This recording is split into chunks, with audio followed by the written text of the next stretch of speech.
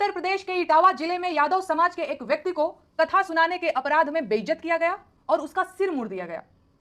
सजा देने वालों को कथा सुनाने का अपराध इतना बड़ा लगा कि उस व्यक्ति के ऊपर एक महिला के मूत्र का छिड़काव भी किया गया।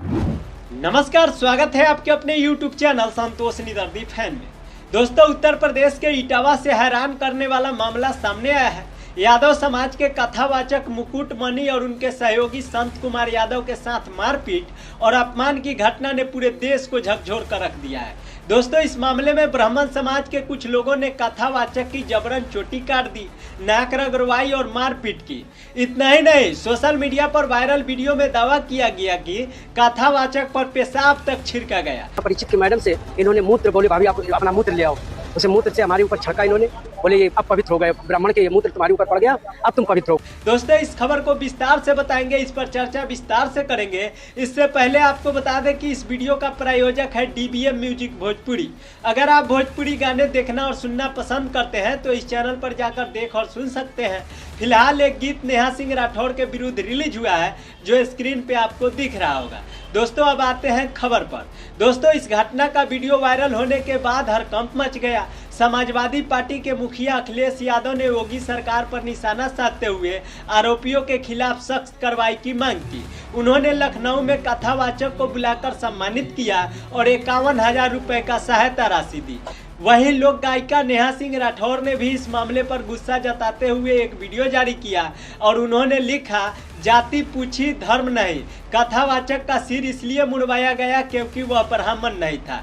उन्होंने उड़ीसा के गंजाम जिले का भी जिक्र किया, जहां गो तस्करी के शक में 2 दलित युवकों को पीटा गया, उनका आधा सिर मुड़वाया गया और उन्हें घास खाने, नाली का पानी पीने के लिए मजबूर किया। बता दें आपको कि घटना भाजपा शासित राज्य से है। अब सवाल यह है कि क्या भाजपा का दलित और पिछड़ा विरोधी चरित्र इसके लिए जिम्मेदार है या इन राज्यों का खराब कानून व्यवस्था तंत्र। यह पहली बार नहीं है। कुछ समय पहले मध्य प्रदेश में एक भाजपा नेता ने आदिवासी व्यक्ति पर पेशाब करने की घटना को अंजाम दिया था।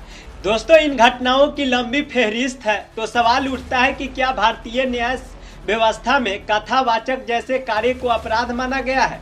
अगर नहीं तो ऐसी घटनाओं के दोषियों को सजा मिलने की संभावना कितनी है? भारतीय दंड संहिता SC/ST एक्ट के तहत ऐसी घटनाओं के लिए सख्त प्रावधान है, लेकिन क्या इनका पालन हो रहा है? इटावा मामले में पुलिस ने त्वरित कार्रवाई करते हुए 4 अपराधियों आशीष तिवारी, उत्तम कुमार अवस्थी, निकी अवस्थी और मन्नू दुबे को गिरफ्तार किया है। इन्हें जेल भी भेज दिया है। लेकिन दोस्तों, क्या यह कार्रवाई समाज में गहरी बैठी जातिगत मानसिकता को बदल पाएगी? इस बीच एक और गंभीर सवाल यह है कि भाजपा अल्पसंख्यक मोर्चा और दलित पिछड़ा प्रतिनिधि ऐसी घटनाओं पर चुप क्यों हैं? क्या ये प्रतिनिधि अपने समाज के हितों की रक्षा कर रहे हैं या सिर्फ कठपुतलियां बनकर रह गए हैं? और अगर नहीं तो ऐसी घटनाओं के खिलाफ व्यापक आंदोलन क्यों नहीं हुआ? बात सिर्फ जातिगत हिंसा तक सीमित नहीं है। हाल ही में पहलगाम आतंकी हमले में सरकार की गलत स्केच जारी करने के खबर ने भी सवाल खड़े किए। इस हमले के बाद माहौल बनाया गया कि आतंकियों ने धर्म पूछकर हत्या की, जिससे एक पूरे समुदाय को निशाना बनाया गया। लेकिन अब सवाल यह है कि गलत जानकारी के आधार पर जिस समुदाय को अपमानित किया गया, उनकी जिम्मेदारी कौन लेगा? आखिर भारतीय जनता पार्टी किन लोगों की पार्टी है? क्या यह सिर्फ स्वर्ण पुरुषों के वर्चस्व वाली पार्टी है, जैसे कि कुछ लोग आरोप लगाते हैं? और अगर नहीं तो दलित, पिछड़ों, महिलाओं और अल्पसंख्यकों के लिए यह क्या कर रही है? दोस्तों, आज देश को न सिर्फ आतंकवाद बल्कि जातिवाद से भी लड़ने की जरूरत है। दोस्तों, इस खबर ने एक बार फिर समाज में फैली ऊंच नीच और जात पात की गहरी खाई को उजागर किया है। जब दुनिया तरक्की कर रही है तब हम क्यों अटके हुए हैं? इस पूरे मामले पर आप सब क्या सोचते हैं? अपनी राय हमें कमेंट बॉक्स में जरूर बताइएगा। इस वीडियो को आप सब ज़्यादा से ज़्यादा शेयर करिएगा। हमारे YouTube चैनल पे देख रहे हैं तो चैनल को सब्सक्राइब कर ले, फेसबुक पेज पे देख रहे हैं तो पेज को फॉलो कर ले। मिलते हैं अगले खबर के साथ। Bye bye, tata, thank you so much.